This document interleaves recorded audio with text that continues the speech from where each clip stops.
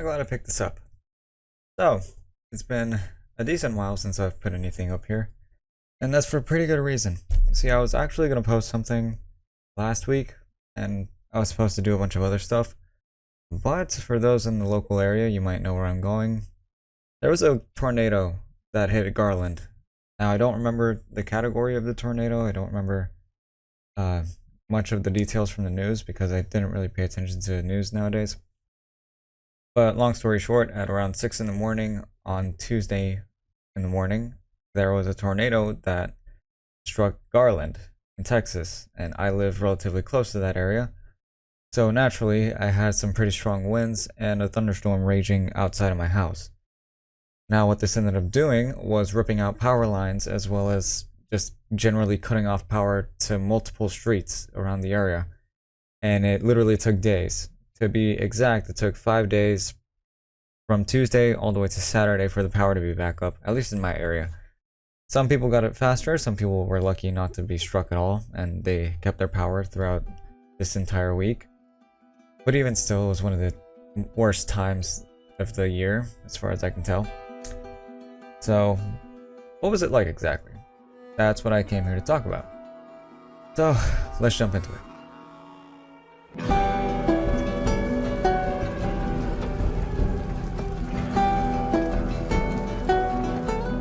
Day one, obviously, Inception, right?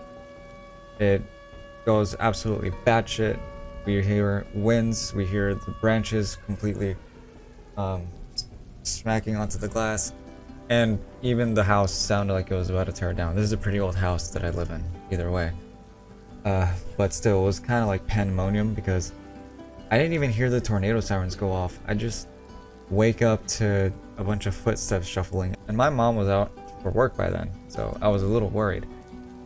So I end up waking up to strong winds after my sister walks into the door, and just the fact that I was so abruptly woken up is what kind of got the heart racing a little bit. For some reason, I wasn't panicked specifically because of the storm. That or I was. I'm actually not entirely sure. But still, that much I can admit. I was just generally with a fast heart rate as the storm was raging. Of course, this led to me not being awake, and I could literally hear the power shutting down at around 6:30 in the morning because the storm was raging on until about 8. Yes, at least from what I can remember. I might have some details wrong. But what this ended up doing is ended up splitting trees. Luckily, none of the trees were obstructing the streets that are just outside of my house. That was relatively fine. But even still, seeing a tree split is like splitting a hair. It literally got snapped in two. So that was kind of terrifying to look at. But either way, that day I have to go to work, and my lord was it really, really busy. Understandably so. We have like a ridiculous amount of people without power. And somehow my area, the area that I work in, was one of the few places that had power within, what, a 10-mile radius? So for me, that Tuesday afternoon was like working a Friday night. It was absolutely terrible. And I worked Friday night as well, but I'll go into that when I get into that day. So we're talking literally hundreds upon hundreds of fingers, hundreds of chicken fingers, that is, just there at any given time. And to the point that we're literally having people that are asking for pans of chicken every single instance that you can find. There was literally one pan of fingers every moment that you could see it, and it was pretty terrible. Now, luckily for me, I wasn't exactly working in the kitchen that day. I was kind of all over the place, I think. Well, maybe not in the front, but even still. I was working a little bit for the drive-thru area. I was doing dishes. It was kind of like one of the better work days, except for the fact that obviously, you know, this unexpected amount of traffic. And thank goodness that we had a gas stove, because had we had an electrical stove, obviously we wouldn't be able to cook at all. But that leads to another issue, which is the refrigerators. Obviously, they were turned off. And as soon as my parents and I realized this, well, as soon as my parents brought it up, and then it got brought up to the attention of me and my sister, it was a pretty terrible thing to consider because, you know, some things are going to spoil, some things are going to thaw out, and eventually we're going to have to completely take out everything from the fridges. We have 2 of them in our house, so that kind of got resolved on the second day.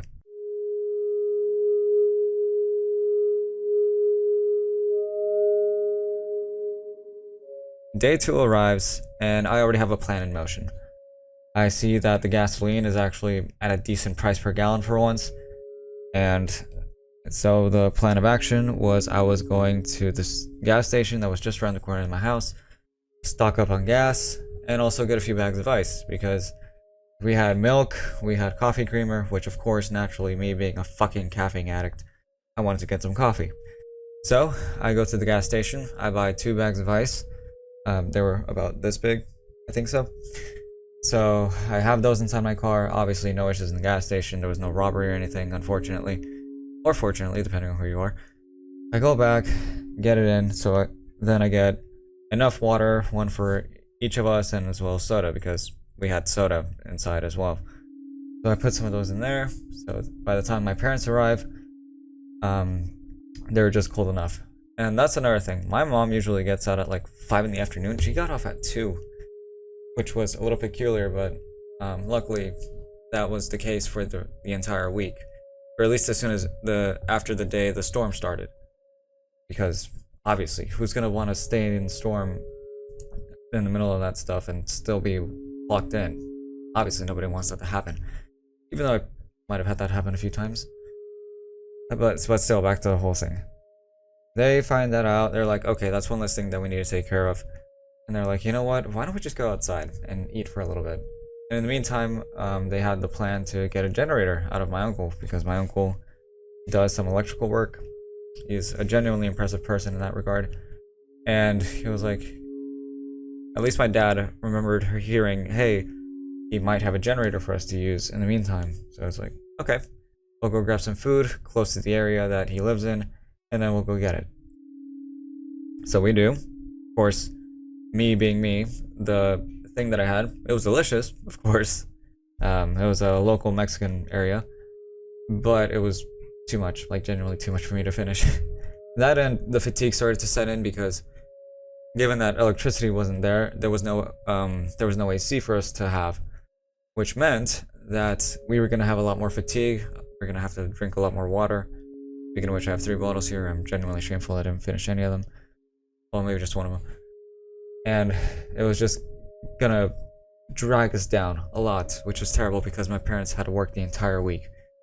So, luckily, they managed to get 3 fans that were battery powered. They were Ryobi fans. I'll pull one up on screen just in case. And they were genuinely useful for the days that we didn't have power because we were able to stay relatively cool for the duration, and it was just enough for us to be comfortable, which was nice. That, and if you notice around here, I have a light that's like hung on the wall. It's right here on this wall, actually.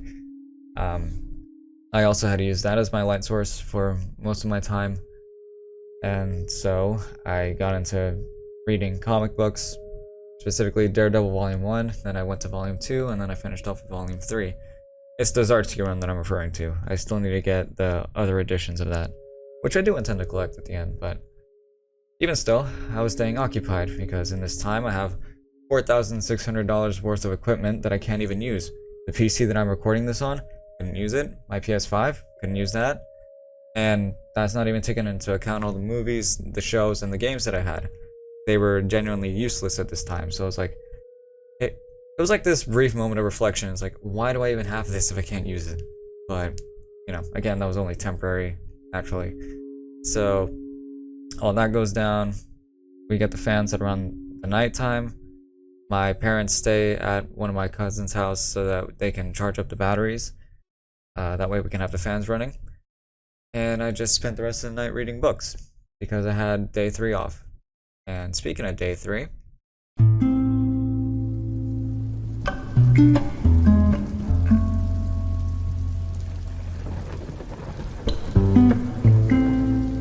day 3 was really nothing special. I didn't have to buy ice because the cooler was just cold enough. That and so there was really nothing else to do, and there was another storm coming, but thankfully it was just a storm. It wasn't a tornado or anything like that. So I decided to go about my day, and I kind of did that exactly like day two, at least in the morning. Not the ice and gas part, I meant actually having breakfast. Now, not to say that I didn't have breakfast any other day before, but you know what I mean. So I had to turn on the stove, that way I can brew up some coffee by boiling the water naturally, which led to another thing. Somehow, or for some reason, we needed electricity so that we can turn on, so that we can ignite the gas stoves. What sense does that make? Not a fucking clue. But what that ended up meaning was that we simply either needed a match or a long-necked lighter so that we can light the stoves, which is exactly what we did. Just any spark, and just make sure that's there. As soon as you turn the gas on, boom, we can cook. So made some eggs for me and my sister because again my parents were at work in the mornings, and of course I had to get some coffee, decaf, because I had to make a certain switch. Of course I had caffeine for work, but that's beside the point.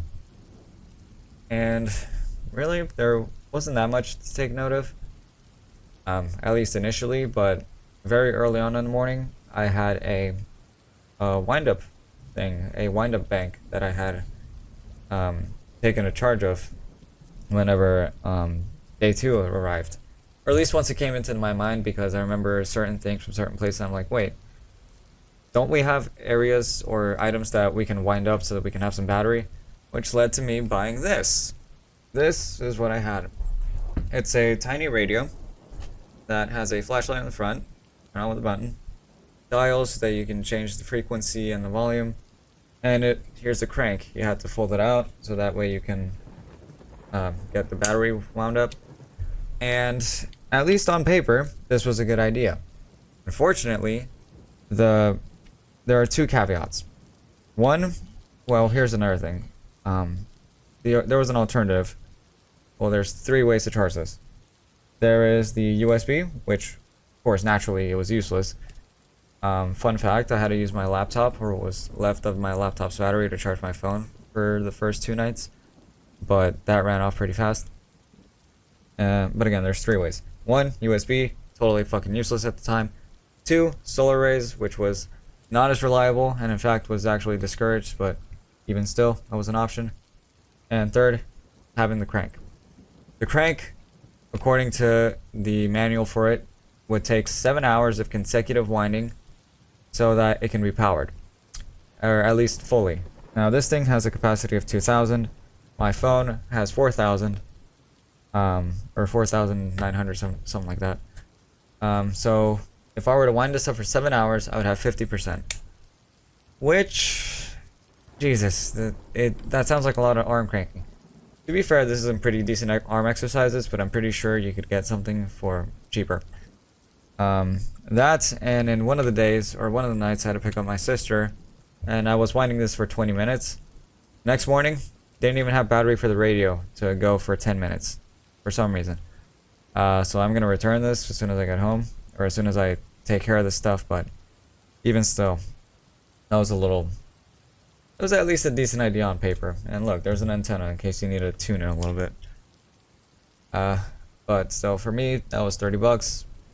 20 for the actual thing, and then 10 for shipping because it was overnight technically, so you know, that was nice.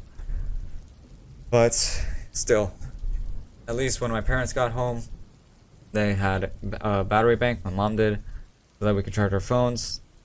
I tried to be as conservative as I could at the time.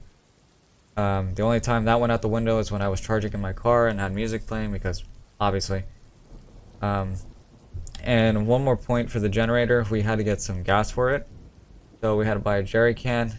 It had 2 gallons. We put it in, and the next thing we knew, it didn't work because the oil went out, or at least it wasn't used in 2 years. It was advised to have it on for like 10 to 15 minutes every 3 months, but that wasn't done by my uncle.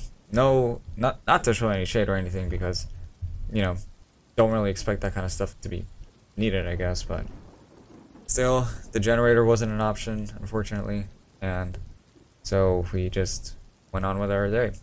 Went to read more books when the night came by, and that was that.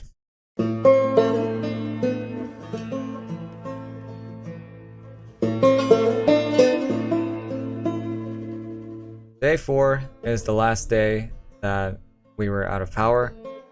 This was on Friday night, if my counting, yes, Friday night. And it was kind of the same as day 3, or at least at the start, because I had to work that day. So I was working from 5 in the afternoon to midnight. Honestly, the shift went by pretty quick. It was kind of like day 1, whenever it was, you know, packed, but somehow the traffic was a little less at that time, which was shocking to me, but even still, it was okay. We were still keeping up with family, and I was still trying to keep up with certain friends and certain coworkers because, you know, in a situation as dire like this, you'd have to worry. Obviously, it's decency. And thankfully, everybody else that I've kept in touch with was okay, or at least as far as I know. Even my brother, because he, you know, one of the first people that you would worry about is your own kin. My brother had power, as far as I can tell, and one of his in-laws had power as well, but unfortunately, when they got that power, a power line was on the roof, and it caved in. As far as I can tell, nobody was hurt, nobody was killed, thankfully. But what that ended up doing, this was earlier in the week, what ended up happening was that they had to take him in for the week while that was getting fixed, or at the very least while they were getting certain things recovered. So that leads me to the plans that I was gonna have. Day 2, Wednesday, I would have been having breakfast with a friend. Then on Thursday, I would have met up with my brother, but that was impossible now. But, you know, in a situation like this, it's pretty inappropriate to be like, hey, what about our plans? Because not everything has to be immediate in this situation. It can wait. So that was fine. Thankfully, we're due to meet up this Thursday at least. Then I have a bunch of other people lined up for this week. But still, it was a pretty lazy night. And just to give you an idea, which was also the case for day 1, when I came back home, my streets were absolutely blacked out. It was awful. The only thing that would reflect are street signs and also the car lights, when they have those like reflective little pieces surrounding the lights, because, you know, it's pitch black. The only thing that's barely lit up is the sky from other street lights from streets that are way distant. And weirdly enough, there was a street light at the end of my road by an intersection that was still turned on. It was a little eerie, but still kind of gave me hope. Thankfully though, day 4 was the time that I saw houses on the opposite end lit up. It looked like they had power, and I'm like, okay, you know what? Maybe we'll have power, because the expectation was that Friday night or Saturday morning we were going to have power. But I was genuinely not trusting this, because Texas infrastructure is fucking weak. And it's a genuine shame. But even still, one could hope.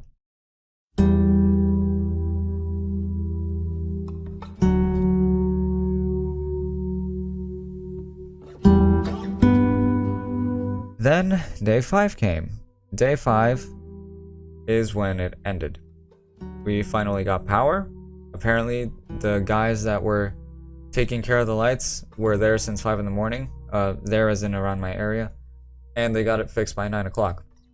Now, the thing that has to be understood is that I saw those guys pretty much in every street that I came upon whenever I was outside for that week. In fact, one of the trucks was very close to my job when I worked on day 4. So that was cool, I suppose. And, you know, I got a little excited. That, and also I had a package in the mail. I had to show it to my brother. In case you're curious, it's the Star Killer thing that is over here. I'll have a picture up so that you can see it. It's blacked out because I took a picture of it when I got it, or when I went home, but even still, it was pretty cool. And so that was kind of about it. It wasn't that exciting, or at least not that I'm aware of, but it really had you thinking, because it's kind of like if you had everything stripped out, everything that you're used to just exploiting and just for the sake of entertainment, then it's like, how would you manage in a situation that was an actual emergency? And you know what? I think I handled it fine. Yes, there were some things that I missed. I missed very much getting my ass beat in Dark Souls, as well as just binging YouTube or having it on watching Kitchen Nightmares. But even still, it was fine. I managed, and I actually got a decent amount of books done. I was reading the I Survived series, which for those of you that aren't in the know is one of those book fair series that you would see whenever those were still around. I don't know if they still are now.